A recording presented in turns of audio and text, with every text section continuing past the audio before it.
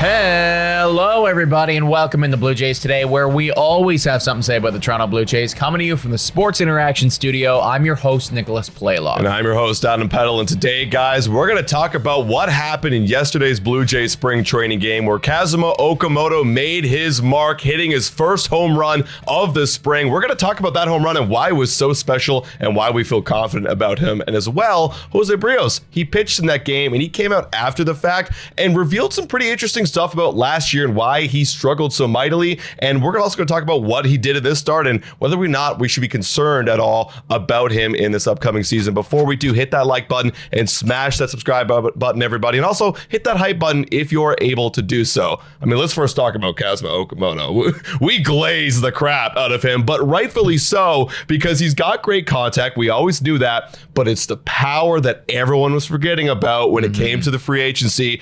And he displayed that yesterday and did it pretty impressively, honestly. Dude, I mean, I have not been this amped up about a Toronto Blue Jay player in a long time. Genuinely a long period of time, man. Kazuma Okamoto hit his first homer of the spring yesterday. And take a look at this pitch, everybody. Take a look at this swing, too. This is a curveball by Clay Holmes. So first off, okay, this isn't a AAA guy. This isn't a double A guy. This is a real MLB pitcher is actually very good. Supposed to be one of their better ones. He is very good, right? We've seen him be he's diced us up before when he was back on the New York Yankees, right? This is a good MLB pitcher. This is a curveball, 82 miles per hour, I believe it is. It is low. It is away. I don't have the box there because they've taken out the box, but it's possibly out of the zone. I can't really tell. It's pretty low. Yeah, it is pretty damn low. And Kazuma Okamoto stays on that thing, goes down, golfs that thing, swings that thing up, and sends it 431 feet.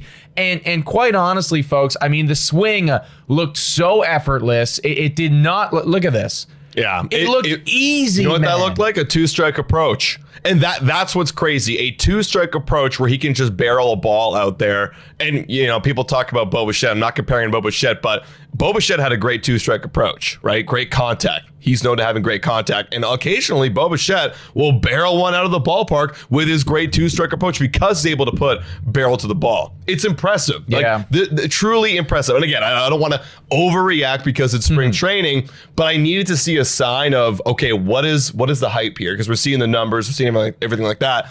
I need to see the ABs. Yeah. Well, there's a great example right there of a two-strike approach, defending the plate, reading and recognizing it that this is a curveball count, and staying on a curveball when you read it out of the hand. No, that was masterful, man. It was literally like it looked like he was cutting butter with that swing. Oh, dude. yeah. Like, it was so good. And I mean, I was kind of relating it to a golf swing a little bit because it looked a little bit like a golf swing because he was going down and he was getting that. But that was him letting the club do all the work. Yep. And in this case, he hit it literally perfect in the middle of his barrel. And when you do that, the ball is going to fly. And you saw that right there. So effortless swing, beautiful swing from Kazuma Okamoto. That is that raw power that we're talking about. Take a look at this. Shout out to Damon for tweeting this one out. He said, the Kazuma Okamoto home run off of Clay Holmes today was truly a unicorn result based on the location of that pitch. The pitch is believed to have crossed over the plate 1.9 feet off the ground and 0.6 feet off the center of the plate. Blown away. There have been only 5 right-handed batters versus right-handed pitcher home runs hit off of a curveball in that exact location in the StatCast era. So effectively what he's saying, there's a lot of numbers right there, but what he's saying is good pitch, tough to barrel pitch, barreled it anyways pitch. Think about it, like especially that was a sweeper. That wasn't just a slider or a classic curveball. That was a sweeper that has a lot of movement going down and away, and he's able to stay on it and still drill it dead center. That's what's impressive. He stays up the middle with it. I mean, I haven't seen a lot from this guy, but based on that approach, I wouldn't be surprised if he could spray the ball all over the ballpark. So again, just highlighting how excited we are about Kazuma Okamoto, and the Blue Jays need it like we always said. They have no more Bo Bichette. He needs to be in the middle of that lineup. And I project by, the lineups don't really matter where they're playing right now, but I project by opening day. How could you not eventually put this guy in the meat of the order to drive in runs? Like, you kind of need to. Yeah, right? we're going to obviously see how he does in actual baseball games, but he just screams to me like a 4 or a 5. Yeah, he's got to drive it on. In fact, potentially even, could be a 2-hitter even as well, right? Because he does also have the great contact and the great on base. But like he could be a 5-tool guy. He really could be a 5-tool guy. So I know that they got him batting like 7th, I think it is right now in these spring training lineups. That's because he is new to the team and he's never been in MLB before. But you keep doing stuff like that against MLB caliber pitchers like Clay Holmes, and you're going to move up pretty damn quickly. Let's talk about another MLB caliber pitcher, Jose Berrios. Yesterday had his first spring training outing. Not the best. 2.2 innings, 2 earned runs, 3 hits, 1 walk. Now, the thing that everyone's going to point to, it's less about the stat sheet and more about how those stats were materializing. He was on average 1 mile per hour slower than what he typically is on basically all of his pitches. Now, I will say, First time out. Also, from what I saw, from what people were talking about on Twitter, little chillier in the air. It was a little chillier, so hard to grip. Yeah. There are things here. There are factors that are contributing to this. That could be the slower velocity from Jose Berrios. Are you concerned at all that he was 1.5 miles per hour slower than usual, and he did get kind of roughed up? Yeah, like not really, guys. Again, I mean, I know we're glazing up Okamoto, but that's why I wanted to preface, it's only 1 or 2 games we've seen from this guy. This is only 1 start, 2 2/3 inning we've seen from Jose Berrios, and there's a couple of factors that are feeding into why I'm not concerned right now. Number 1, you brought up, is chilly. He's got to get warmed up. Number 2, it is only his first start of spring training after coming off of 3, an injury from last season. He brought this up in the Shai Davidi tweet. He had doubts at this time last year about his health. No, I'm going to be honest, unless I'm mistaken, I didn't know he was dealing with any sort of doubtful injuries, but this is La Maquina. He's pretty prideful, and he's going to pitch through anything, and he actually goes on to say it later on in these tweets that he was just going to keep pushing himself through it.